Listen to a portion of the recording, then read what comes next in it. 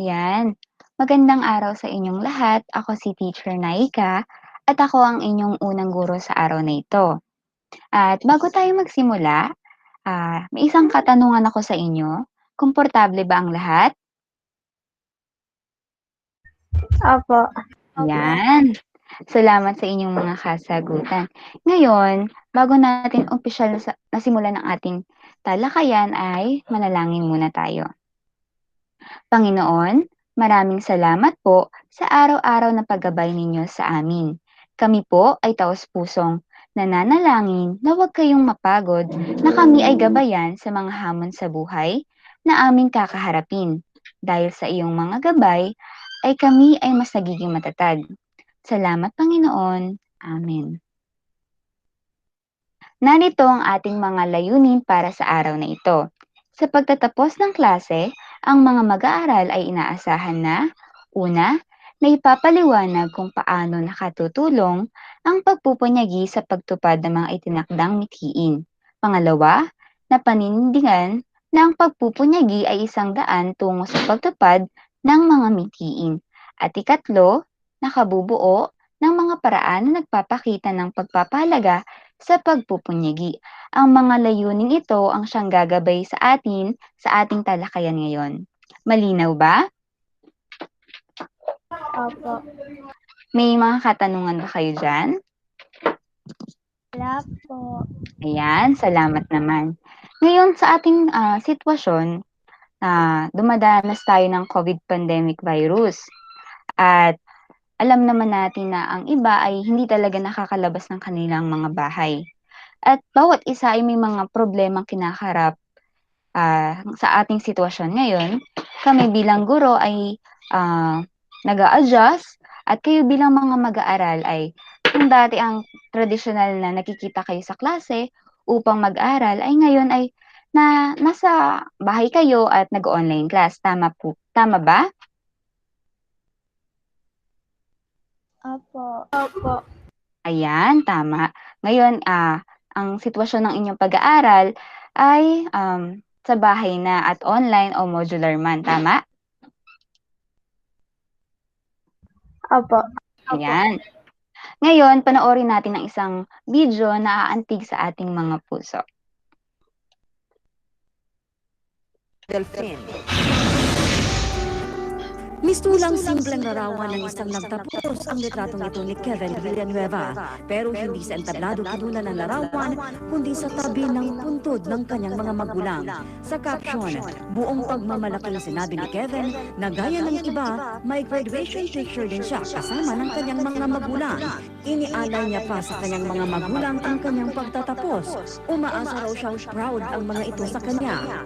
Marami ang naantig sa larawang itong ipinost ni Kevin sa kanyang Facebook account. Sa ngayon, mayroon na itong mahigit 250,000 likes at halos 18,000 shares. Marami raw ang napahanga sa inspirasyong hatid ni Kevin sa mga kabataan na sa kabila ng pagiging ulila ay nagsikap at nakatapos ng pag-aaral. Super overwhelmed ko. Hindi ko in-expect na ganun pala yung impact ko. Kasi po gusto ko pa talaga ipakita sa parents ko na nakasuta, ito, graduate na ako. Sana po proud kayo sa akin.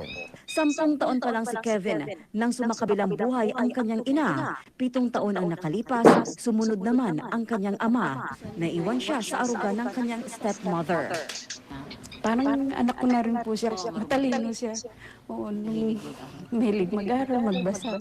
Proud po ako sa kanya. Pero dahil salat din daw sa pera ang madrasa ni Kevin, ang kanyang mga tita ang sumalo sa pagbabayad ng kanyang tuition. Habang estudyante, sumasideline si Kevin bilang dance instructor at nag-host sa mga party para may pangtustos sa pang-araw-araw na pangangailangan sa eskwela. Napagkakasya ko yung simpleng 50 pesos in a day, or minsan wala, kahit water na lang, okay na rin, just to survive. Ngayon tapos na si Kevin sa kursong Information Technology sa Colegio de San Juan de Ladran, job hunting naman ang kanyang inaatupag, hakbang para tuluyang matupad ang kanyang mga pangarap sa buhay at makamit ang matamis na tagumpay. Clear daw. Ayan, tapos na nating panoorin ang istorya ni Kevin Villanueva. At nasiyahan ba kayo? Patingin nga ako ng thumbs up kung nasiyahan. Ayan, nakikita ko mga thumbs up ni Faith, ni Kate, Hanilyn, at ni Princess. Ngayon naman ay um, magsasagot tayo ng mga katanungang aking hinanda. Okay ba yon? Thumbs up nga? Yan, thumbs up. Salamat. At ang link ay naibigay na sa ating chat box. At bibigyan ko kayo ng 3 minuto upang sagutin ito. Ayan.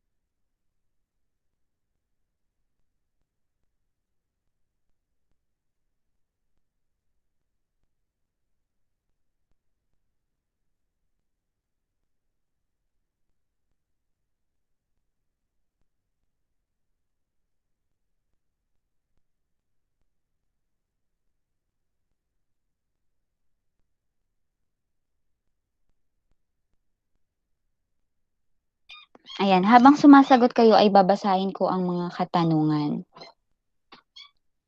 Ang unang tanong ay ang katangian ni Kevin na iyong hinahangaan. Kalawa naman, mahalaga bang taglayin ng katangian ito at bakit? Tatlo, bilang mag-aaral, paano ito nauugnay sa iyo?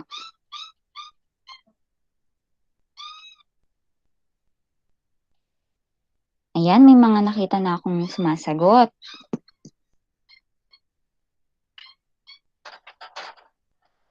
Mayroon pa kayong 1 minuto upang magsagot.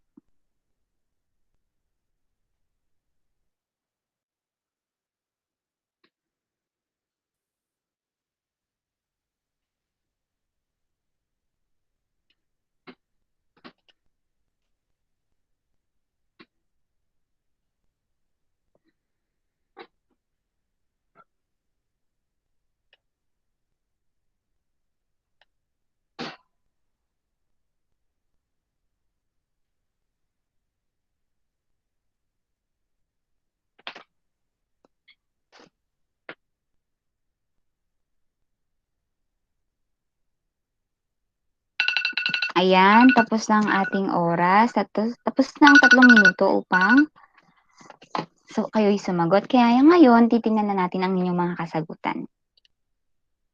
Ayan. Mukhang hindi nakapagsagot si Princess at si Faith. Kaya tatanungin, okay lang yan at tatanungin na lang namin kayo. Ay, ito pala yung kay Faith. Ayan.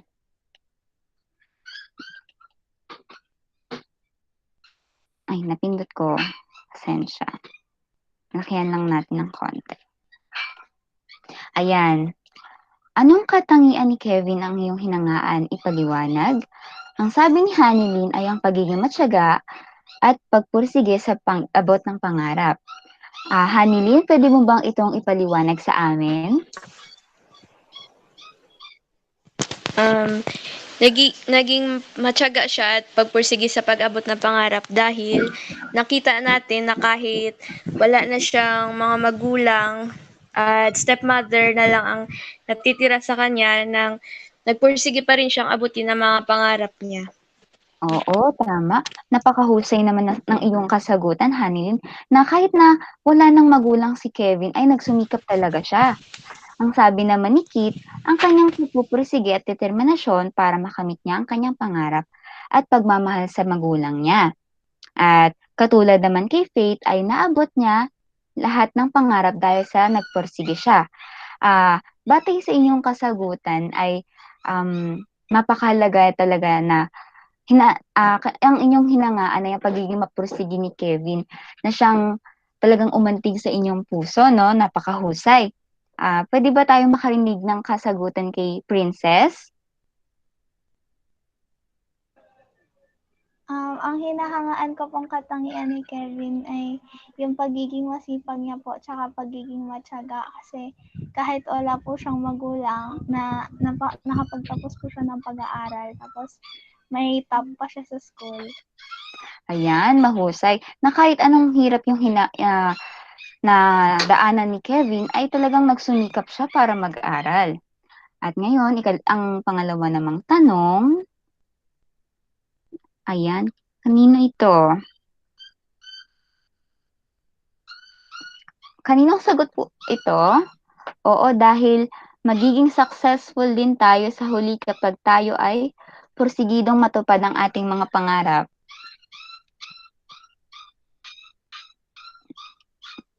Kanino ito? Sa akin po. Ayan, kay Hanilin. Maaari mo ba itong ipaliwanag, Hanilin? Um, Mahalaga talagang taglayin natin yung pagiging porsigido at matyaga kasi wala namang mangyayari sa atin kung wala tayong gagawin sa buhay natin kung isipin na lang natin na bahala na ganon. Husay. Talagang hindi pwedeng bahala na ang lahat dahil kailangan magiging porsigito tayo para sa ating mga pangarap. Kit, pwede ko bang marinig ang iyong sagot dito? Mahalaga pong taglayin ang katangian na to kasi po kung wala po tayong determinasyon at kung hindi po tayo magpupursige, then hindi po natin makukuha ng madali yung mga pangarap natin. Hindi natin agad makukuha ang ating mga pangarap dahil ang mga pangarap ay may oras at pagod tayong ginugugol para dyan. Tama ba? Ang pagkakaintindi ko, Kit? Opo, ma'am. Ayan. Kay Faith naman, pwede ba namin marinig ang iyong kasagutan, Faith?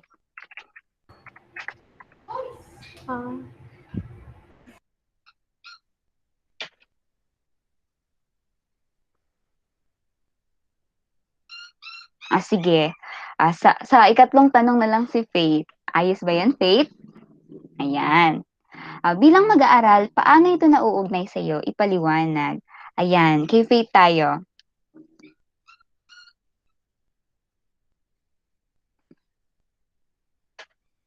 Okay lang kahit isabihin mo na lang sa akin. Ako na ang mag-type para sa iyo. Ano yung pag-uugnay? Nauugnay po? Oo. Yung pagiging masipag, pagiging matyaga, paano mo ito mauugnay sa iyo?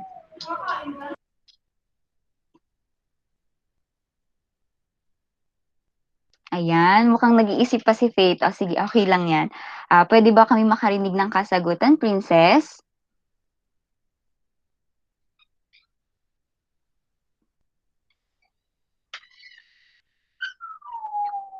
Parang nawala ang connection ni Princess.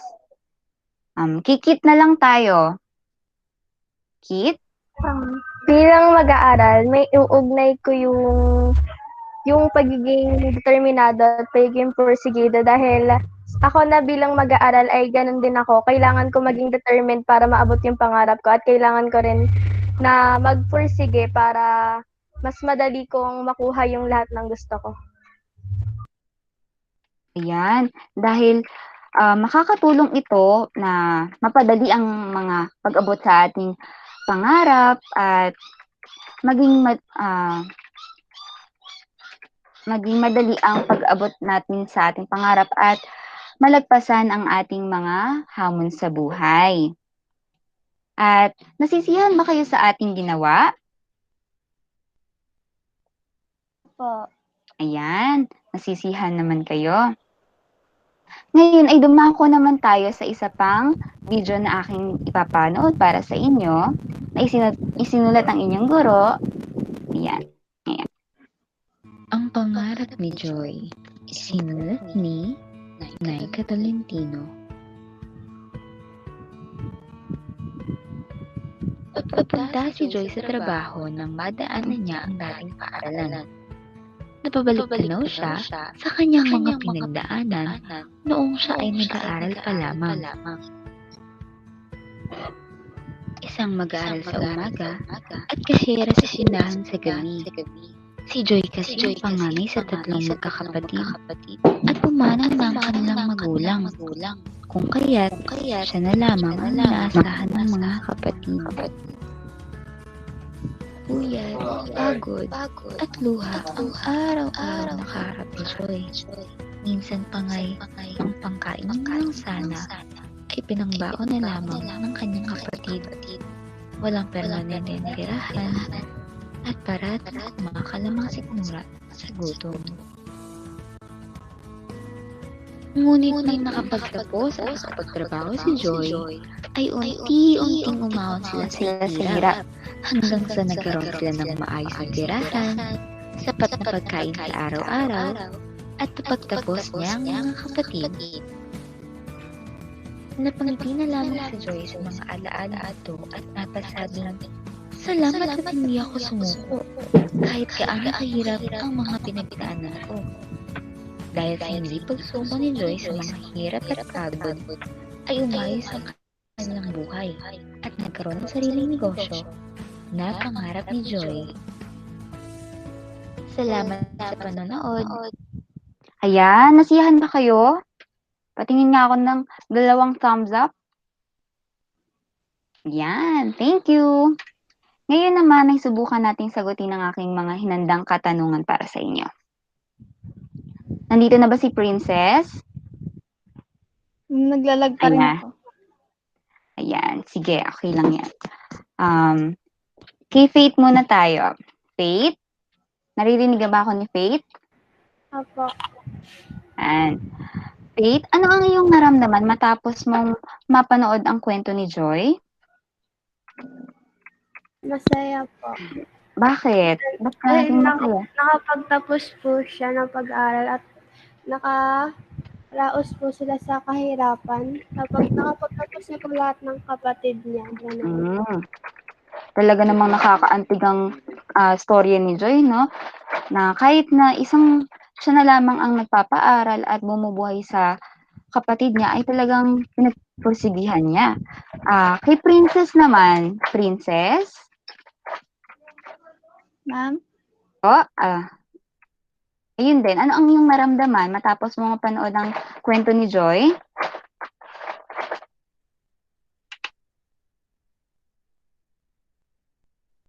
Mukhang malabo pa rin ang audio ni Princess. Hanimin, ano ang iyong naramdaman? Napahanga kasi mas masipag siya at may pursige din siya sa pag-abot ng pangarap. Yan, napahanga naman si Hanilin kasi napaka-sipag talaga naman ni Joy. At dumako naman tayo sa ano kaya ang ipinapahiwatig ng kwentong na napanood natin? Nandiyan na ba si Princess? Mukhang wala pa din. Ma'am?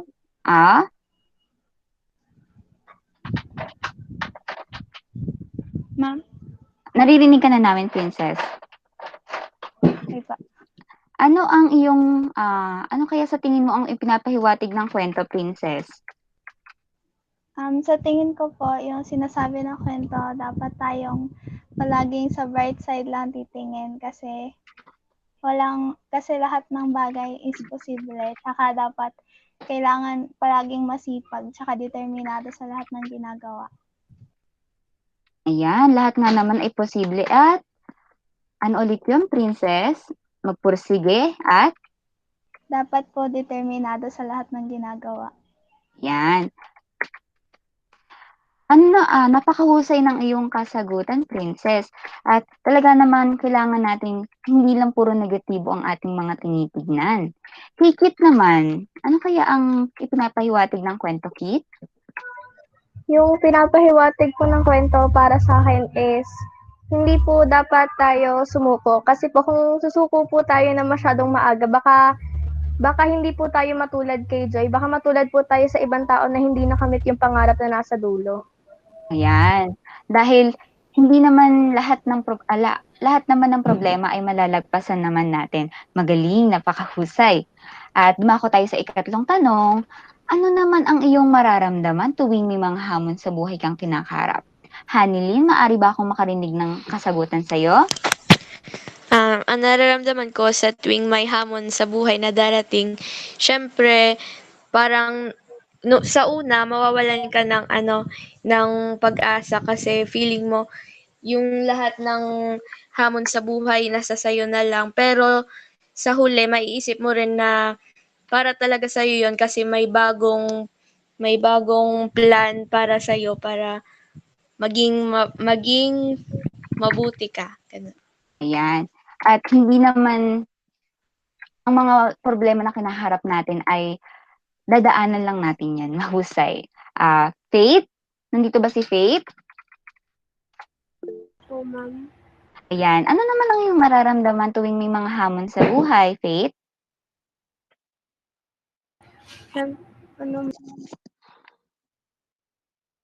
Ano po, ganun din po, nawawalan po ng asa sa una.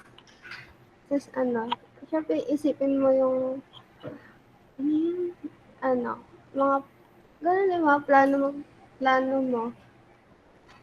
Siya,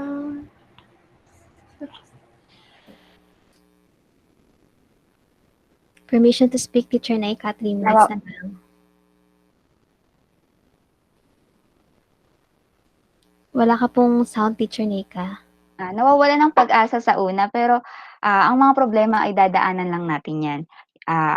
Ikaapat, ano ang katangiang nararapat kayang taglayin?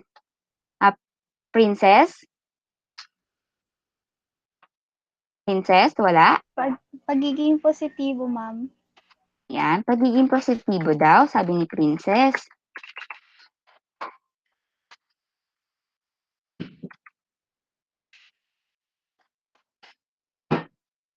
At ano kaya, bilang mag-aaral, paano mo kaya pauunlarin ang pagiging mapagpunyagi? Kit? ma'am, still thinking pa po. Sige, okay. Ikaw, Hanilin? Pagpaunlarin sa simulan mo sa school, halimbawa, nang gamitin mo ito para maabot mo ang iyong mga pangarap. Ayan, ang mga pangarap natin ay lalo pa nating napagbubuti o napapaunlad sa paaralan. At Faith, paano mo harapin ang iyong mga balakid o hamon sa buhay? Faith? Ma'am? Sisimulan sa, yung mga natutunan mo sa,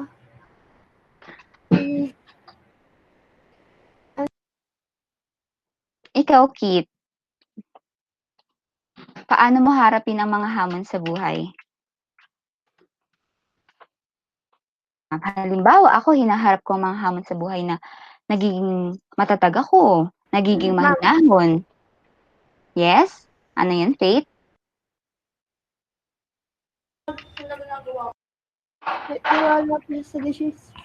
may tiwala po sa sarili ko.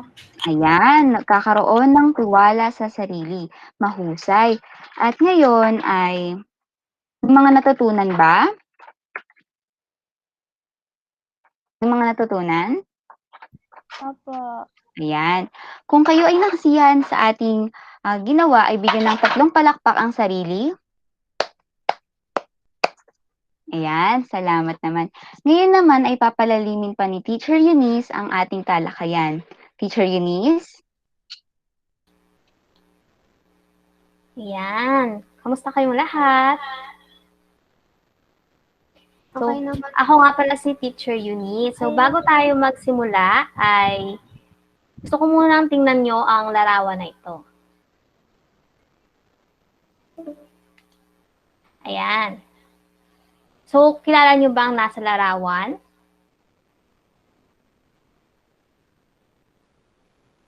Kung hindi nyo pa sila kilala, sila sina Manny Pacquiao at si Rabia Mateo. Teacher Ngayon, Eunice, wala kang presentation.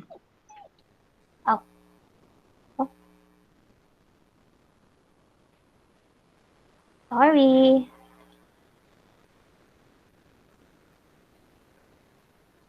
Eto. Nakikita niyo na ba ang screen ko? Opo. Ayan. So, nakikita niyo ba yung dalawang larawan? Yes po. So, kilala niyo ba sila? Opo. Ayan. Yung nasa larawan ay sina Manny Pacquiao at sila Bia Mateo. Ngayon, may tanong ako sa inyo. Ano kaya yung tingin yung pagkakapareho nilang dalawa? So, Kit, ano tingin niyo yung pagkakapareho ni Manny Pacquiao at Bia Mateo? Sa tingin ko po, ang pagkakapareho po nila is yung personality po na hindi po susuko, tsaka po yung pagiging determinado. Kasi po kahit po kung ano pong nangyari sa kanila, kahit po mahirap lang po sila nung una, naging successful po sila dahil hindi po sila sumuko. Ayan, tamang-tama. Kuhang-kuha ni Kit yung gusto kong ipahiwatig. So, si Manny Pacquiao tsaka si Rabia Mateo, kagaya ng sinabi ni Kit kanina, pareho silang nanggaling sa hirap, nakaranas ng mga iba't ibang hirap sa buhay. Ngunit kahit na ganun yung nahirap, yung naranasan nila ay hindi sila agad-agad sumuko. At tingnan nyo na nga naman kung nasa na sila ngayon, di ba? Pareho silang successful at nagtagumpay sa kanilang buhay. At dahil dyan, ay ang pag-aaralan natin ngayong araw ay kung paano natin magagamit ang pagpupunyagi sa pag-abot ng ating mga mithiin. So, simulan na natin. Una muna ay aalamin natin kung ano nga ba ang kahulugan ng pagpupunyagi. Ang pagpupunyagi ay tumutukoy sa pagtsatsaga na maabot o makuha ang iyong layunin o mithiin sa buhay. Ito rin ang tumutukoy sa pagtanggap sa mga hamon o pagsubok ng may kahinahunan o pagiging mahinahon at hindi nagrereklamo. Ngayon, aalamin naman natin kung ano-ano ba yung paraan upang madaig ang hirap, pagod, at pagdurusa. So, naghanda ako ng mga 8 paraan. Una ay pagtanggap. Sa pagtanggap, ito yung pagtanggap mo sa sitwasyon, kahit na anumang hirap o kahit na alam mong ikaw ay nahihirapan. Tinatanggap mo pa rin ito at tinitingnan mo yung sitwasyon na yun bilang isang oportunidad at hindi isang hadlang. Ikalawa ay ang pag-unawa. Di ba madalas yung mga problema na nanggagaling siya minsan sa mga maling impormasyon at maling pagkakaunawa. Dito ay uunawain mong mabuti yung problema. Aalamin mo kung saan ito nagmula. Magtanong ka, hanapin mo at halukayin mo kung ano yung issue at ang sanhi nito. Ikatlo ay yung pagresponde. Sa pagresponde naman, dito, magpo-focus ka sa kung ano-anong mga hakbang ang iyong gagawin. Ikaapat, kompostura. Sa kompostura, dito, kahit anong sitwasyon nung meron ka, ay haharapin mo ito o ipapakita mong ikaw ay kampante at kalmado. Ikalima, pag-iisip. Sa pag-iisip, dito ay kung paano ka mag-iisip ay isang malaking susi sa kung ano-anong magiging kalabasan ng mga bagay-bagay. Ika-6 ay ang kalakasan. Sa kalakasan, magpo-focus ka sa iyong mga kalakasan at kung saan ka magaling. Kasi dahil kapag dito ka nakatuon, ay makikita mo agad ang iyong mga pag-unlad. Ika-7, paghingi ng tulong. Huwag kang mahihiyang humingi ng tulong sa iba. Tandaan mo na ang paghingi ng tulong ay hindi nakahulog ang isang kahinaan. At ang ika-8, pagpaplano. Dito, gagawa ka ng isang plano. Plano kung paano mo lulutasin ang iyong mga problema o ang hirap na nararanasan mo. Ayun naman, alamin natin kung paano naman nadadaig ng pagpupunyagi ang hirap, pagod at pagdurusa. Ang pagpupunyagi ang nagtutulak sa atin upang magpatuloy sa gawain. Kahit na ikaw ay nahihirapan, dahil dito, tayo ay nagpapatuloy pa rin kahit minsan ikaw ay nasasaktan at nagdurusa. Sa pagpupunyagi, since ito nga yung nagtutulak sa atin na magpatuloy kahit maraming natatanggap na mga puna mula sa iba, at ito yung nagpapatuloy sa atin sa kabila ng matinding pagod at hirap, makamit mo lamang ang iyong mga minimiti sa buhay. Ngayon, alamin naman natin kung bakit nga ba mahalaga ang pagpupunyagi.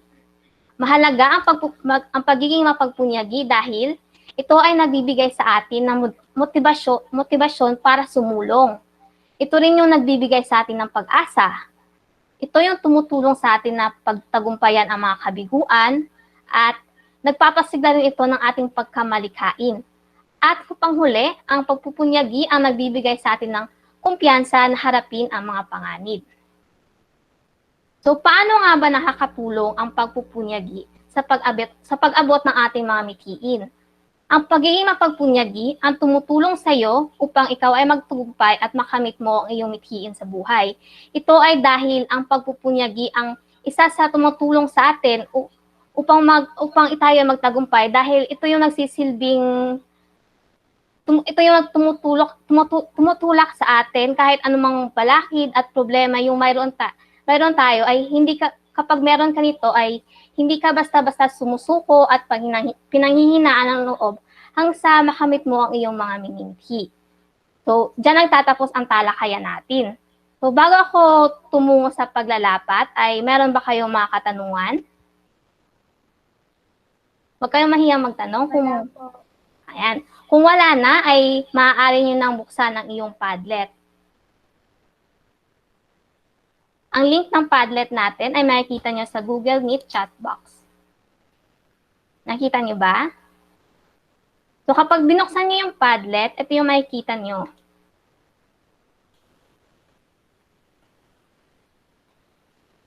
Yan.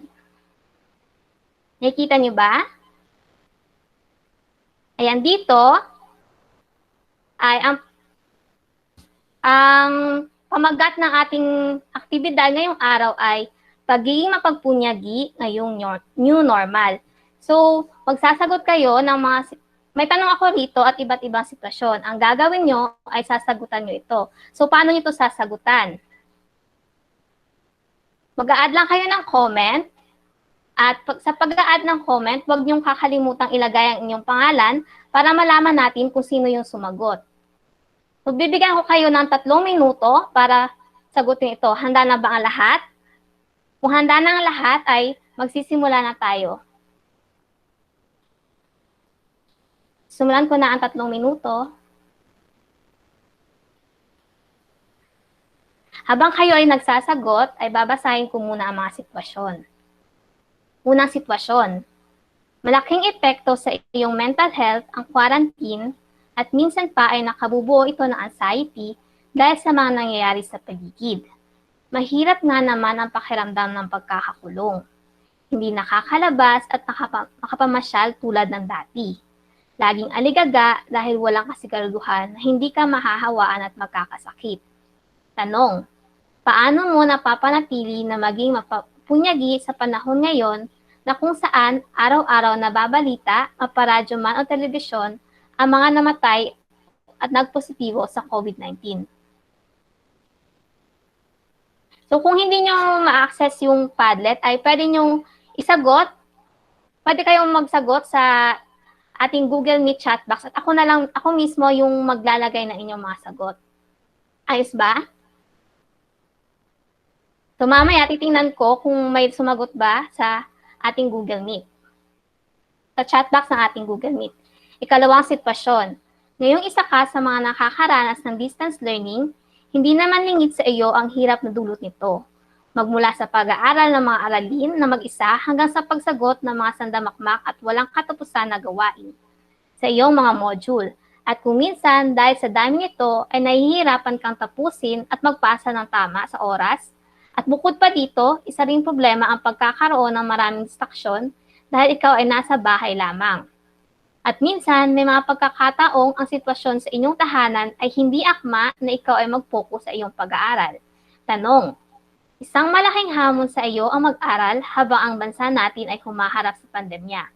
Paano mo napapanatili na maging mapunyagi kahit na ganito ang sitwasyon natin ngayon?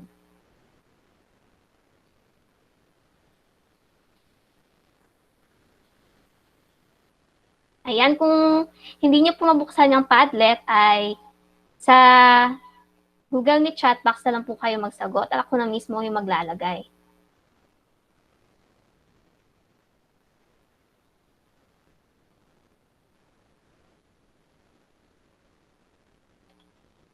Meron na lang kayong 30 seconds para sumagot.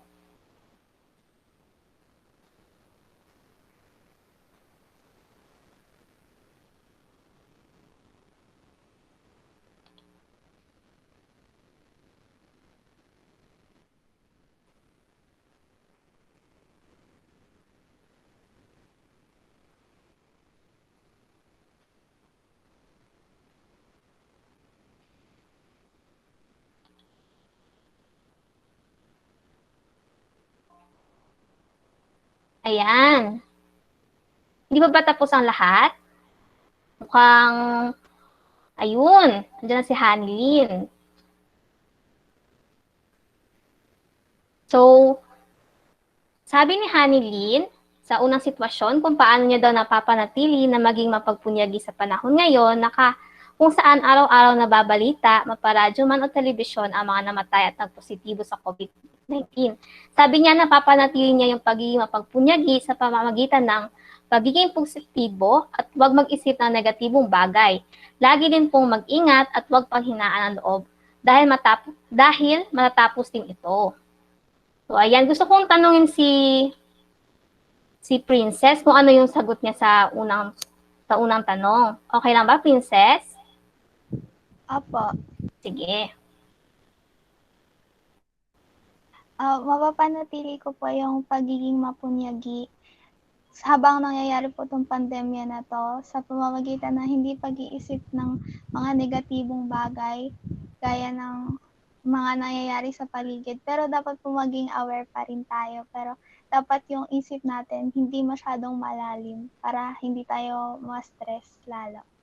Ayan, para naman kay Princess, dapat niya yung pagiging mapagpunyagi, katulad ng sinabi rin ni Hanilyn na pagiging positibo at pagiging aware at hindi na wag masyadong isipin kasi minsan pag masyado natin itong iniisip at puro negatibo yung naiisip natin, di ba nakaka-apekto yun sa atin?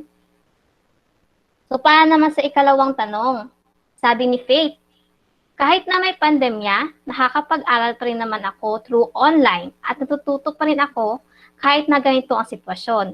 At nagkakaroon kami ng koneksyon ng mga kaklase ko para makapag-aral ng sabay kahit na may pandemya. So para kay Faith, kahit na ganito yung nangyayari ngayon, naka-distance learning, ay nagiging nakakapag-aral pa rin siya kahit pa paano at natututo pa rin siya.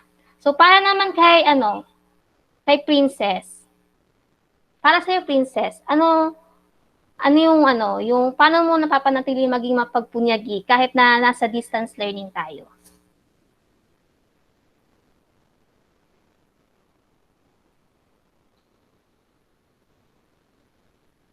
Princess, wala kang sound.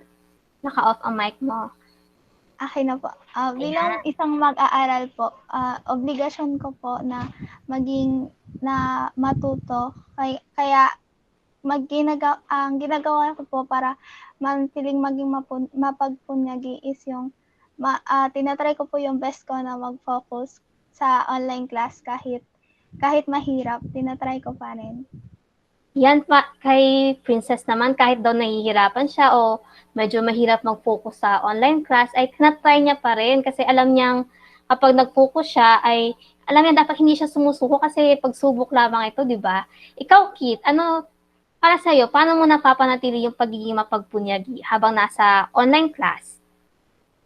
Kasi po kahit po mahirap, iniisip ko na lang po na once na natapos po yung pandemic and naging successful po ako dahil sa pag-aaral is maging madali na po yung lahat para sa akin and tinatry ko na lang po maging positive and mag-focus po sa studies para po maging maayos po kahit po may COVID at naka-distance learning po.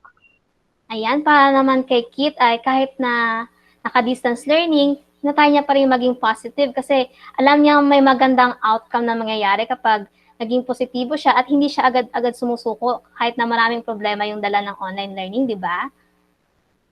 Ngayon naman ay matapos ang ating paglalapat, bago ako tumungo sa ating pagsusulit, ay may katanungan ba muna sila? May mga katanungan ba kayo? Wala po. Ayan, kung wala na, ay handa na ba kayo sa pagsusulit natin? Ayan. So, simulan na natin yung pagsusulit natin. So, pumunta na kayo sa joinmyquiz.com o pindutin lang ang link sa ating Google Meet. Sa Google Meet chat box. Para sa joinmyquiz.com, ang code ay 516596. Uulitin ko ang code. 516596. Ayan, ito na si Faith. Aantayin na lang natin yung iba pa nating mga kasama bago natin simulan ang quiz. Ayan, dito na si Kit. Uulitin ko yung code. 516596.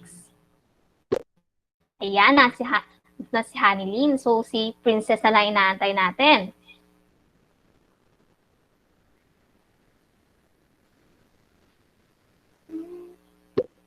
Ayan. So, nandito na ang lahat. Ngayon, handa na ba kayo? Magsisimula na ang quiz natin. In 3, 2, 1, go!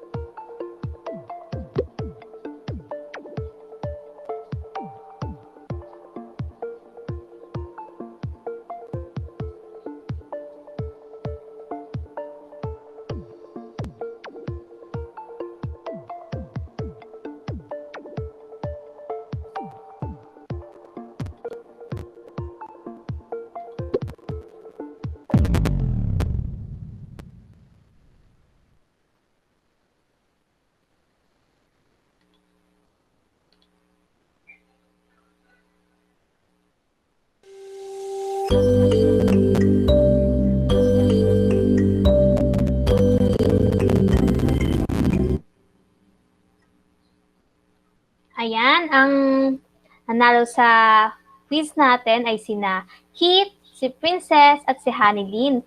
Bigyan niyo naman ng masigawang palakpakan na inyo, ang inyong mga ano. Si Faith naman, alam ko namang naintindihan yun ni Faith eh. Siguro medyo mabagal lang yung net ni Faith, kaya medyo nahuli siya ng konti. Pero okay lang yan, Faith. Marami pa naman pagkakataon. So ngayon, bago ako tumungo sa takdang aralin natin, may katanungan ba kayo? Ayan, gusto ko mga tanongin sa inyo kung kamusta yung quiz natin? Mahirap ba?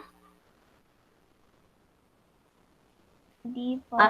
Ayan, hindi mahirap, di ba? Parang laro lang, di ba? Mag-enjoy ba kayo sa quiz natin? Ayan, so dahil dyan, bago ako magpaalam sa araw na to, ay bibigyan ko muna kayo ng isang takdang aralin. Ito ang inyong takdang aralin.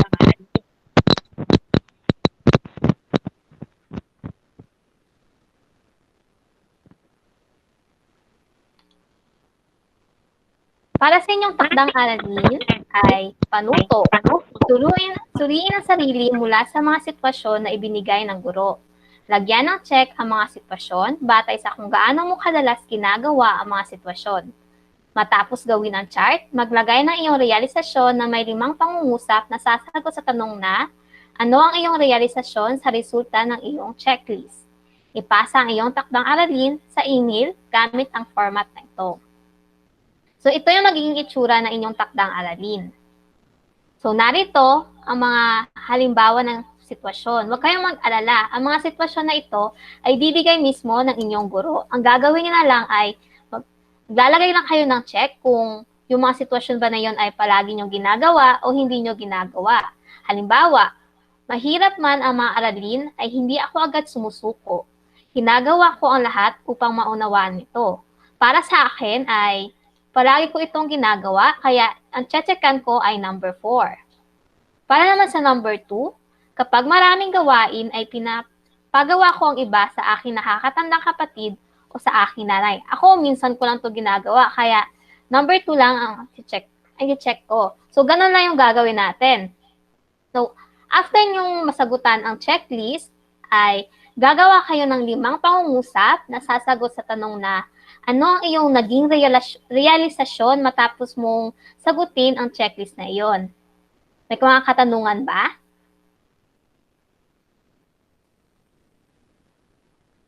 May mga katanungan ba? Kung wala na, ay diyan na nagtatapos ang talakayan natin ngayong araw at maraming salamat sa inyong aktibong partisipasyon at hanggang sa muli, mag-ingat parati. Paalam! Bye po. Bye po. Goodbye!